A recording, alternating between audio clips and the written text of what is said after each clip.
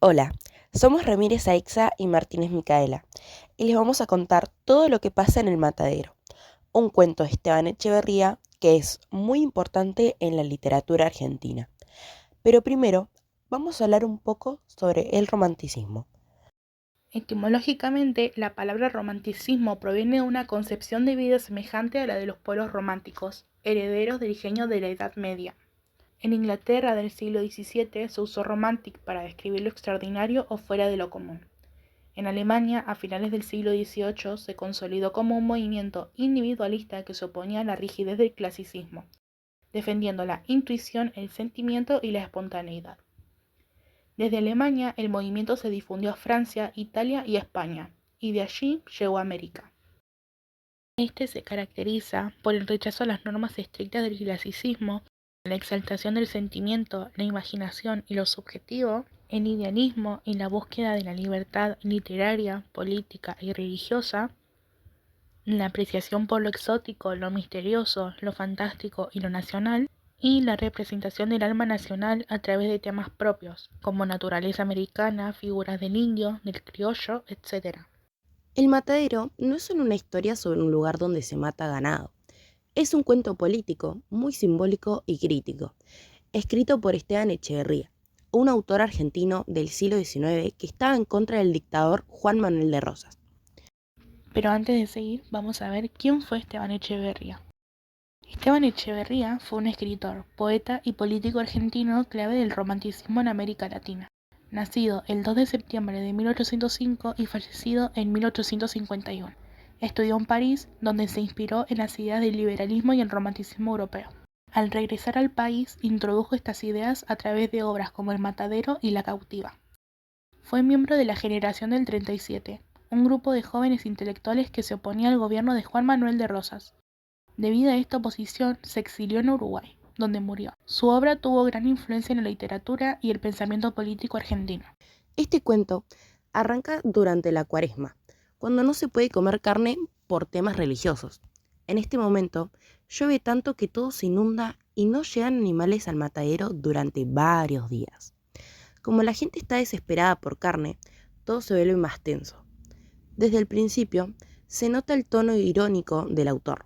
Se burla de los curas que dicen que la inundación es culpa de los unitarios, que serían los enemigos del gobierno.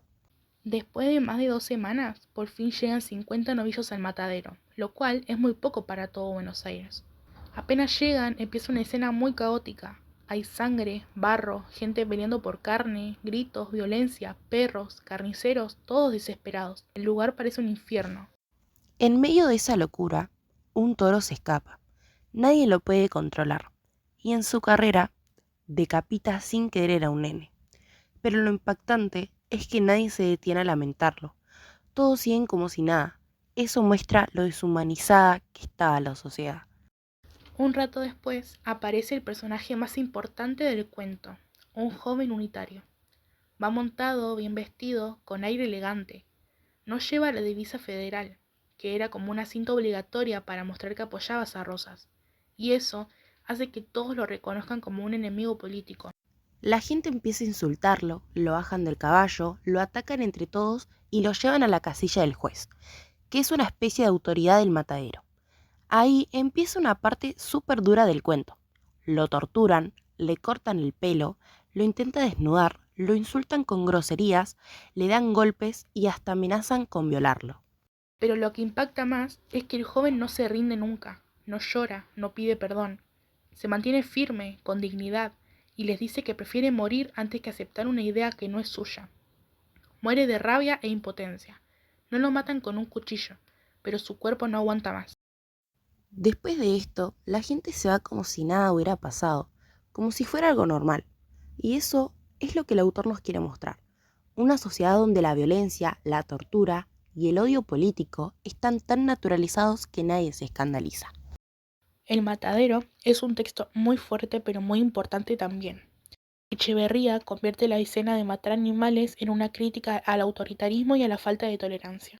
Con su forma de escribir llena de violencia e ironía, muestra cómo el horror se vuelve algo normal en la sociedad.